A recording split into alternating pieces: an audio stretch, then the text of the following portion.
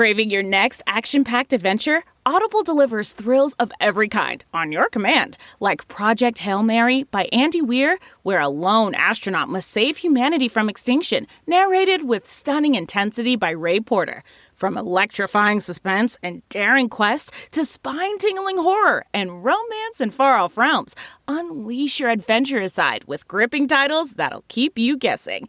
Discover exclusive Audible originals, hotly anticipated new releases, and must-listen bestsellers that hook you from the first minute. Because Audible knows there's no greater thrill than the one that speaks to you. Discover what lies beyond the edge of your seat. Start your free 30-day trial at audible.com/WonderyUS. That's audible.com/WonderyUS.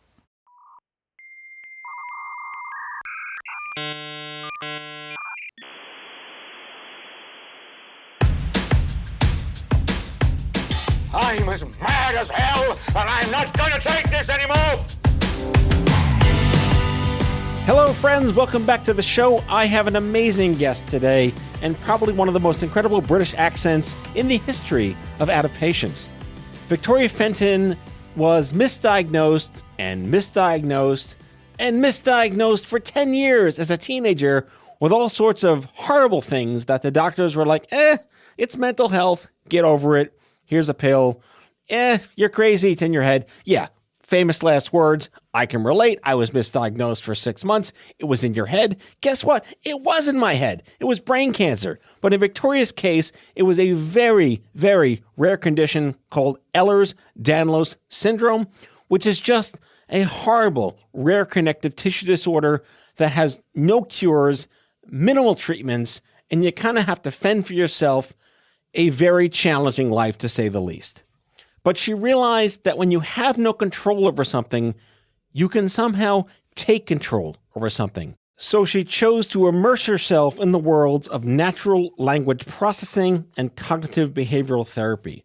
And what she found out was the obvious: our minds and our bodies can control the way our minds and our bodies interact with the universe around us, and not heal us, not cure us, but just help us manage the way we deal with stressors. The big word of the day was psychoneuroimmunology. We talked about functional versus dysfunctional medicine, being your own advocate, and pursuing what you want and what you need on your terms. Presenting one of the coolest British accents I've ever welcomed to the show, Dame Victoria Fenton. No, she's not a dame. She just sounds like one. Victoria Fenton, enjoy the show.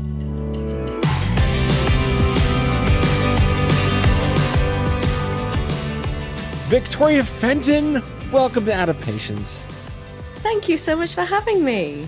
I suppose I'm obligated to, as an American, to express my condolences on the loss of your queen. Oh, well, thank you. I didn't know her personally, but yes, it has been a strange time in the country. It's been a very, very somber time for reflection over there.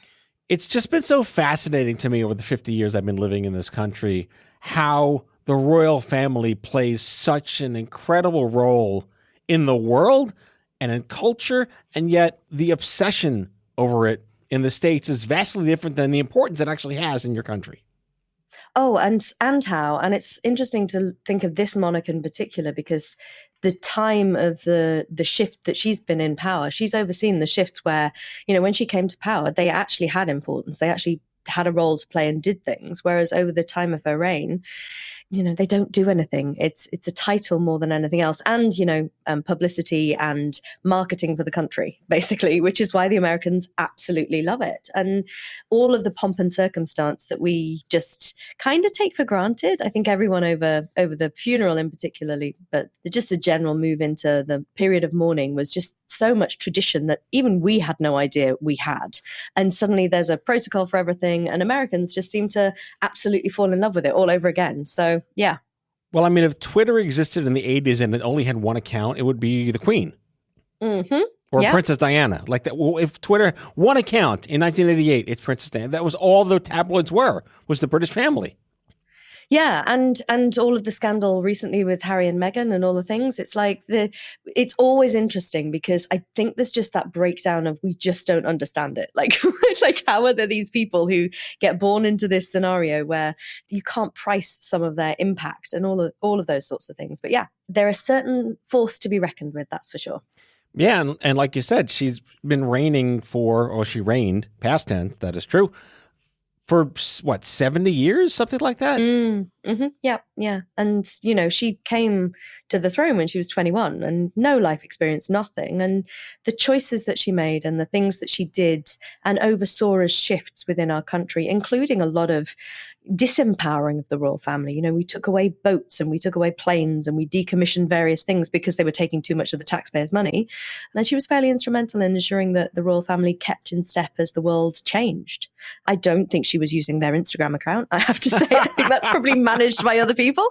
But it's so interesting because they still did all of the traditional things. So basically the town criers or people who announced things in person still went round to all of the important places in the UK once the Queen had passed away, even though we all knew, because we have 24-hour news cycle, all of the traditions were set in place way before that even existed, so that these people still had to travel and give the announcements. It was the strangest combination of modern 24-hour coverage media and also doing all of the ancient traditional stuff. Well, I think we talked about on our Zoom call, Eddie Izzard does the whole bit about the shrinking British Empire. And, she's, of course, seen its significant withdrawal over the last 75 years or so. And the bit's like, hey, England, what's that behind you? Oh, it's India and a bunch of other things. You got to give us back now. Well, yeah, I mean, we have given a lot back, but we still have a Commonwealth. We still own ridiculous parts of the world and have a say in Australia. It's just how is this still happening? And people did object. And I have to say there was a lot of negativity about this kind of institution, but I still came back to every time, well, hang on a second, you can criticize the institution, but not the person who is at the head of it, who did a phenomenal job, in my opinion. Well, speaking of dying in your 90s, that's kind of a nice problem to have, right? Dying in perfect health. For sure. Yeah. She had an amazing innings, as we would say.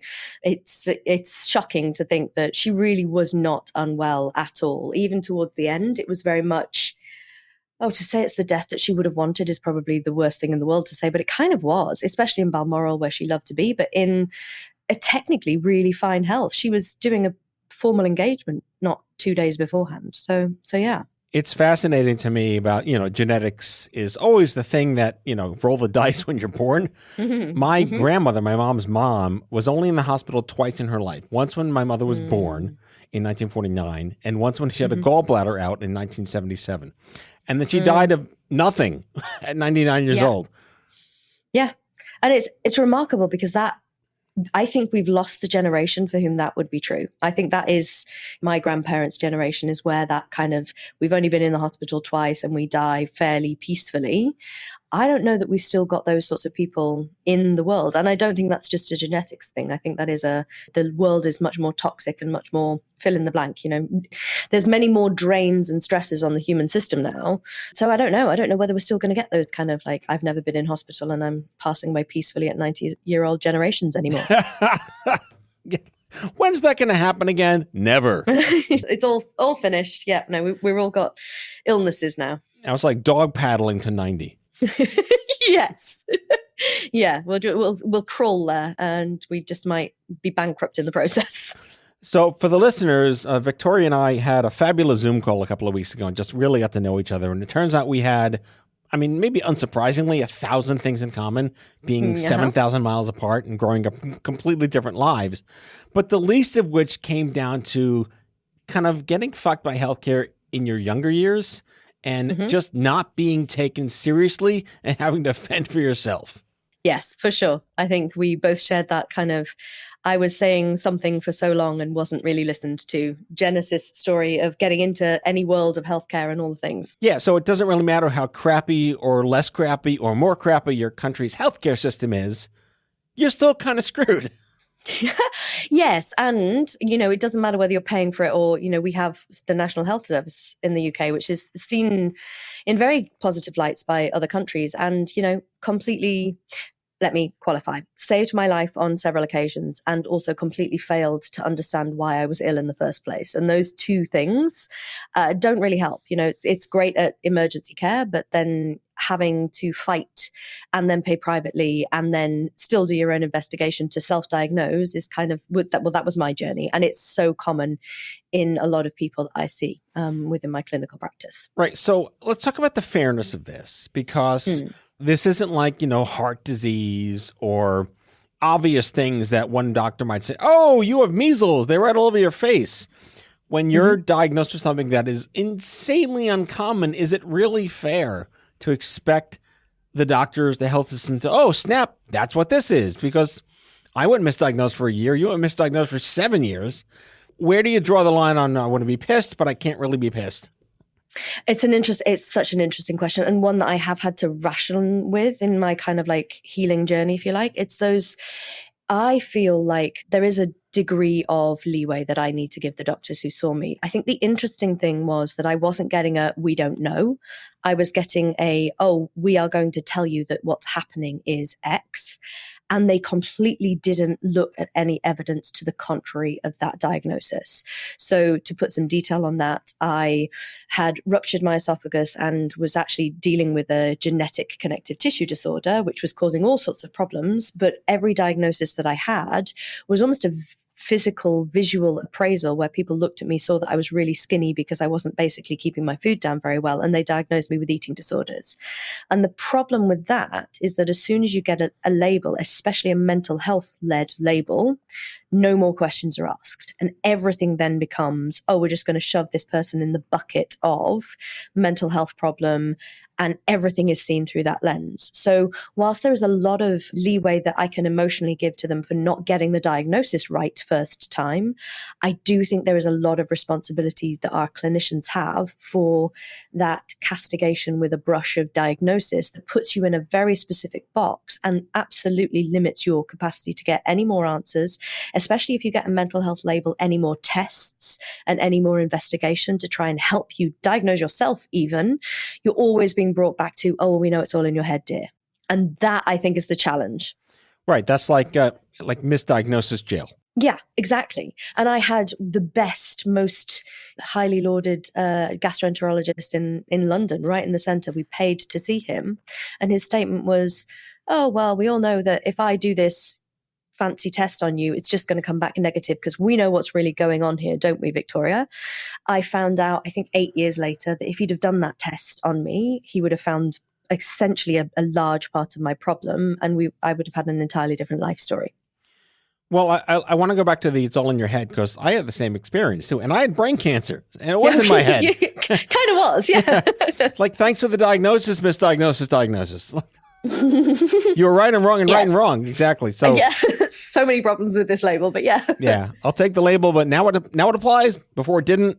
But yes, like, it's like get over it therapy was what like medicine was back in the 90s. I mean, I do a lot of work with trauma now in my practice, and I do a lot of work within the realm of those kind of gray area things which are complex and multifaceted in origin. And still, I'm supremely careful to make sure I'm not saying to anyone, this is in your head, or using the word psychosomatic. And people just take home, oh, well, that means it's all in my head. And that's not what it means at all. It's such a negative landscape to put yourself in because it completely limits your access to anything, any healthcare, any true healing potential. It also speaks to the nature of Hippocrates, right? These are men and women who go to medical school to practice intentionally not to do any harm. So as much as you hope they approach you with empathy, most doctors may not be empaths. They might be mechanics, and they want to follow what they consider academic allopathic science and research. Sorry, lots of syllables there. Very onomatopoetic show today. Alliterative, onomatopoeia, synonym, yeah, all that stuff. All them, yeah. Thank you, 8th grade English. Okay, moving on. And yet, if you are so convinced that you know your body better than them, and they are refusing to engage you in that rational discourse, yeah, there's reason to throw some flame there. And it's so interesting because my journey through this wasn't, I'm standing firm in my connection to my body and I know exactly what's wrong. I had to go through the process of, well, hang on a second, these are the white coat people. Maybe they know better than me. Maybe I've got a part of me inside me that is intentionally trying to kill myself that I can't find consciously. Oh my God, how scary is that? Like, there's a part of me that's trying to kill myself that I can't even hear and see and understand. And so it's essentially gaslighting is what we'd call it now. But yes. that word didn't exist when this was happening to me and to many other people that I now know of. And it is that sense of, it almost didn't matter what I then believed about myself. I had to run it through a bullshit filter, essentially, that was calibrated incorrectly because it was calibrated to another powerful authority's sense of what was right and wrong. And it completely disconnected me from my body for a lot of years because I was dealing with a felt sense reality and then having to rationalize what somebody else was saying about what was happening, knowing the two were not the same thing and not knowing how to square that circle. And so that leads you down a whole realm of different traumas, different experiences of, just angst, essentially. Well, it's like sedimentary rock. It just keeps piling on and piling on and piling on. Just to give the listener some perspective, you were misdiagnosed for over a decade. You had 5 separate major hospitalizations, and if I'm paraphrasing correctly, several near-death experiences. I mean, several could be 2 or 35. So one's enough. One is enough, and it was maybe 3 or 4 over that period. Yeah. Right. And were they then, oh my God, she's actually telling the truth. There's something wrong with her that I'm not aware of. No. The first near-death experience, which was my parents were told I wasn't going to make it through the night. That was when they actually found the evidence that I must have had a rupture in my esophagus at one point. And they actually whisked me down into a high dependency unit. They put me on all sorts of drips and things like that because I was being tube fed at the time. And you can't do that if you have a hole in your esophagus because the food will leak into your chest cavity, essentially. So they were like, oh my goodness, this is serious. And then when I pulled through it, it was, well, we know that you did this to yourself by being sick. that was what happened. Oh, dear God. And there was the question mark at that point as to whether they had ruptured my esophagus through the insertion of what was a nasogastric tube, so essentially a tube that goes through your nose into your stomach, which could easily have happened. Actually, we now know that it had happened several years prior to that, and it had happened the night that I got sick for the first time. But yeah, no, the first thing wasn't, oh no, there is something really wrong. There is, oh gosh, you're so unwell that you've actually caused some real damage. Aren't you a silly girl? Was the take home. Cliffhanger. Did she make it? We'll be back after these messages.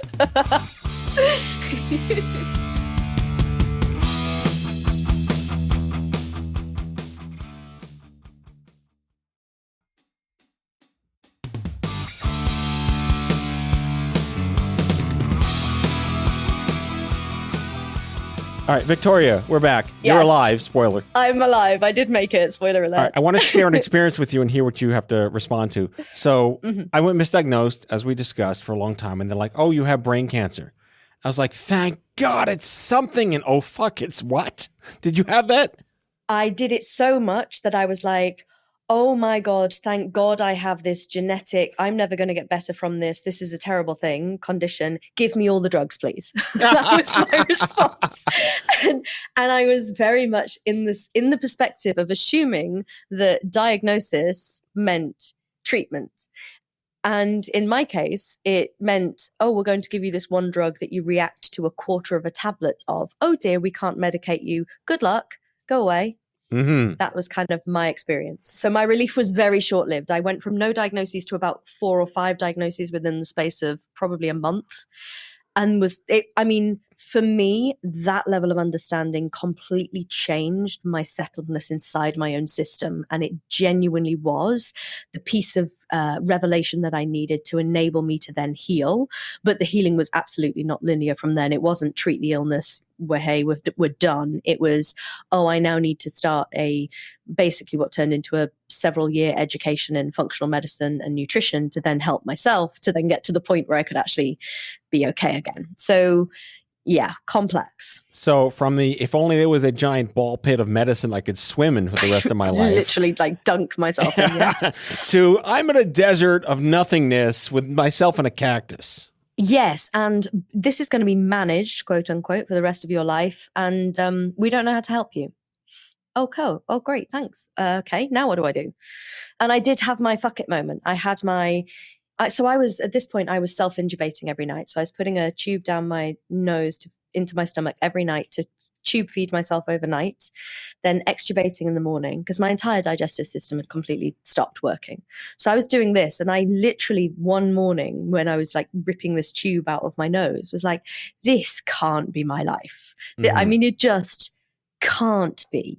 And so I had my typical, whatever you want to call it, come to Jesus moment of my body cannot be this fundamentally broken. There has to be a way to make it work. But I was going to have to find it myself. There was no way I was going to be handed it on a silver platter. So in the rare disease space, I've interviewed people who've had the disease named after them. And that's very terrifying when you're the only one who makes the disease the name. There were other people that had this before you, and I know that really wasn't a comfort. But let's discuss what this is. It's called Ehlers-Danlos syndrome, EDS, yes. Right? Yes, yes. Were there other people that you met who had it when you realized that's what you were dealing with?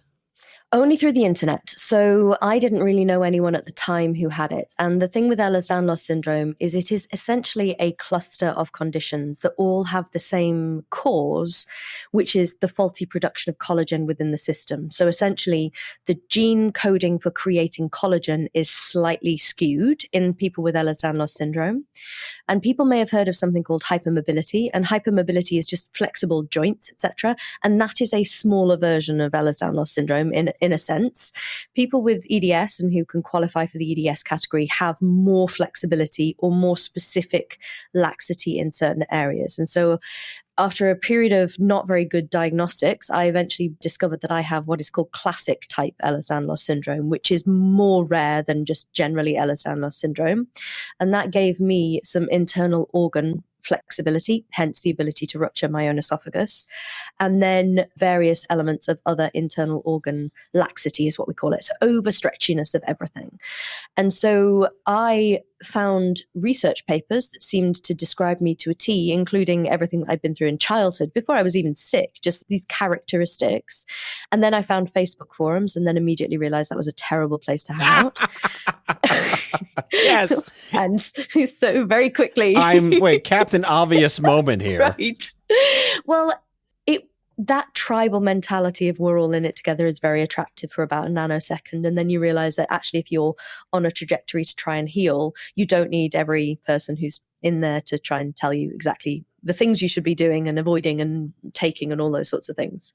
So I found evidence that people had it, but I hadn't met anyone and wasn't likely to meet anyone with my kind of specific set of diagnoses. Because with my Ehlers-Danlos syndrome at the time of my diagnosis, I also had something called mast cell activation disorder, which is basically immune dysfunction. And then I had postural orthostatic tachycardia syndrome and dysautonomia. Fancy words to say my nervous system, my autonomic nervous system, was not able to keep me in balance, in homeostasis. So I was pretty unwell. Yeah, but a catch. You were a total catch. I was a total catch. I was really skinny. I mean, that's about the only thing. Yeah. So yeah, it was a lot to try and then unpick. But because I had that complexity and I had a good brain that was good at doing first principles thinking, I was able to unpick some of the understandings underneath all of these diagnoses to try and work out, okay, so what is this body actually doing? And once I started to do that, I actually became a professional in this world and then met so many people who have these kind of cocktail of symptoms and have been through maybe not as dire, but very similar journeys to mine, very similar misdiagnosis journeys. There's a great quote, and I hope we do it justice here on the radio or the podcast. I'm a radio guy. I'm sorry, it's radio. We're still on the radio. It's talk radio on your phones. That's what it is. Right, yeah. Which is that if you can understand that you may not have any control over a situation, it frees you to have control over something about not having control. I botched that. It was terrible. I think the gist was made. And then you were in a situation where you had no control of something. So what could you do to have control over it? And this goes down the rest of the show. We're going to talk about like allopathy versus non-Western versus your body versus voodoo versus drinking piss, which is literal like on Facebook. Again, when it was less horrible and Stupid Kids had like 500,000 people on there, really heyday kind of stuff. we'd put all these amazing stories on there, and you're not surprised because people are crazy.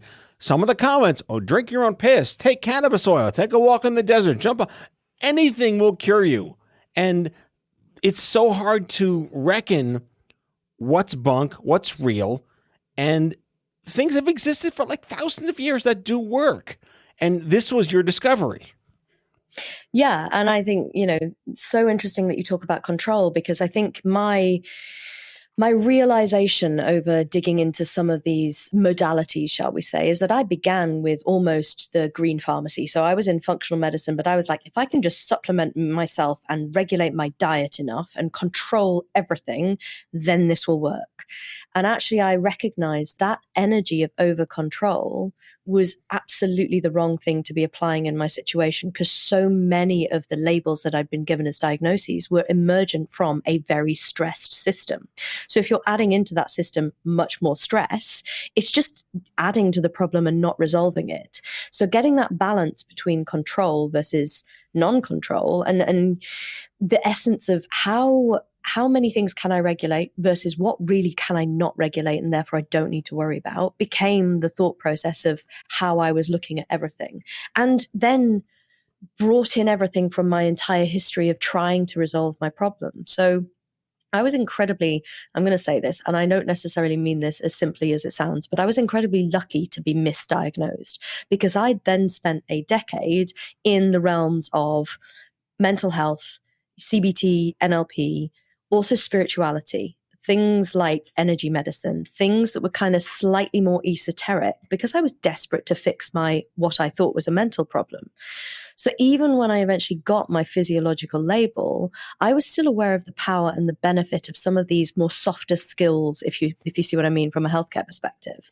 And I kind of thought, well, there has to be a way to integrate all of this stuff as a more holistic approach to what is essentially a complex systems problem.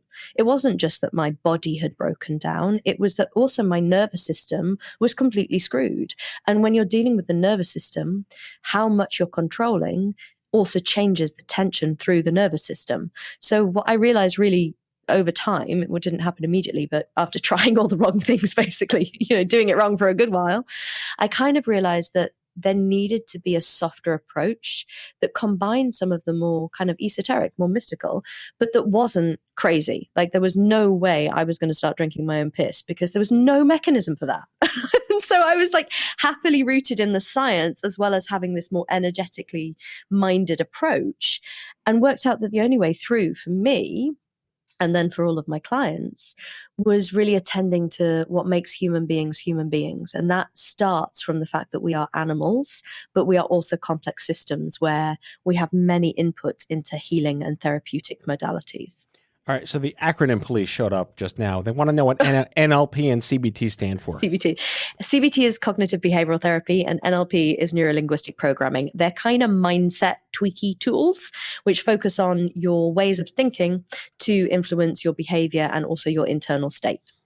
So this is not surprising from maybe a superficial perspective. When you're calmer, your body's better.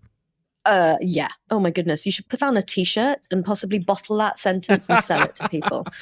It's cat poster time here on Out of Patience. Yes, it is so true. And it's the simplest thing and the hardest thing at the same time, because it's a catch-22. Your body is in a stress state because it's got dis-ease. Therefore, it isn't going to be calm. So saying to someone, oh, just calm down and you'll be better, sounds like we're back in it's all in your head. And that's not what we're saying. What I say to people is your mind is a powerful tool that can be an ally to help you influence the state of your agitation and your relaxation. And if you can get into the process of playing with that, you are essentially your own medicine. So what's the 101 on how listeners can, like the 60-second pitch of what you do? Because we're going to share all the links to your work and we'd love them to go and check out what you're doing. But what is it? Is there a simple ABC? There is, and it's whole systems. So basically, I come from the approach that everything matters. And so we are complex systems, which means we have many roads to input. Some of those are physical, supplemental, talking gut health, all of those sorts of things. But there's also a huge amount of the fact that we get sick is rooted in the fact that we aren't living in our bodies in a way that matches the environment around us. So a lot of what I do with my clients is twofold, getting them much more into contact with their bodies and what their physiology is actually feeling like. And then how is that resonating with the world around it? And working from the body outwards rather than adding stuff in from the outside is the ninja step of actually taking this from being this outside in, everything else is responsible, the locus of control is outside me, to being very much more centered in an empowering sense of how is my body feel like from just the get-go? How do I feel within me? And what do I need from my life right now to keep myself safe and to help myself feel better? Did you have any mentors along the way to teach you this, or were you all self-taught? Are you your own clinical trial? I am kind of my own clinical trial. The interesting thing of saying that, though, is I am now finding people that I wish I'd met decades ago, which I'm really annoyed slightly somewhere. I'm like, oh my God, if I'd have only known this system. So I've done a lot from the trauma perspective. So the somatic world, looking at real pure somatic education. Somatics means the whole being. It isn't just the physiology. It's that whole being energetic, which includes the physical. And so looking now at work by people like Stanley Kellerman, even Gurdjieff, his older stuff, but also looking at the work of Peter Levine, who has done a lot of work with somatic experiencing, which is trauma resolution.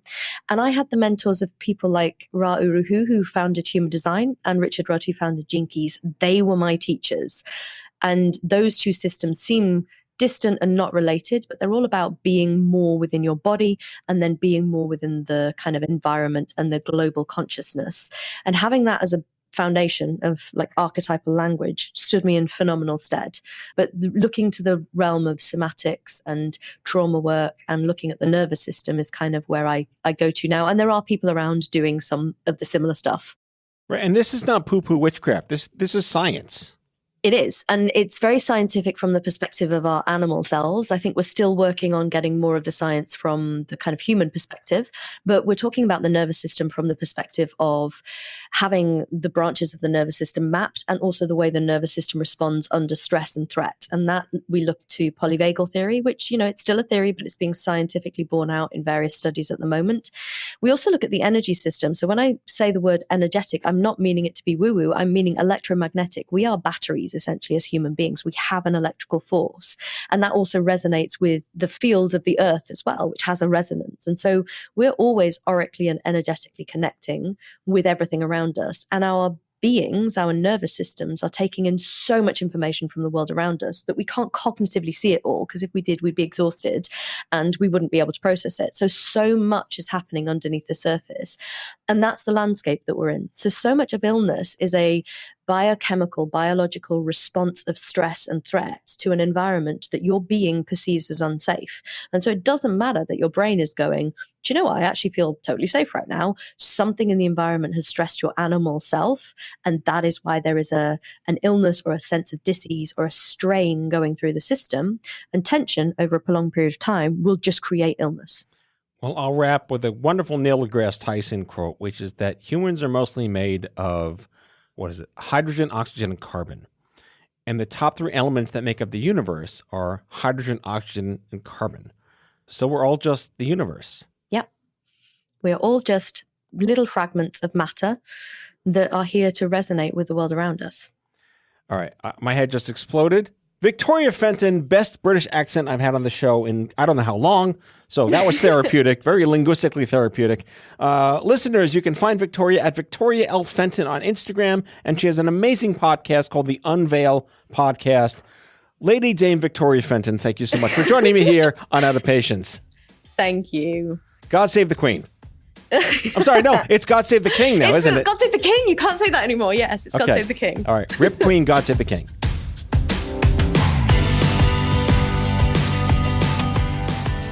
Out of Patience with Matthew Zachary is an Off-Script Health production.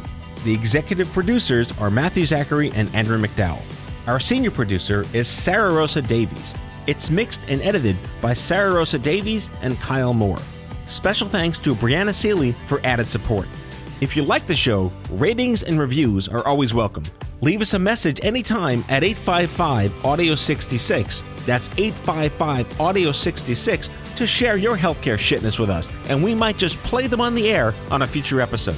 For more information about this show and Off-Script Health, visit offscript.com. That's offscript, no T.com.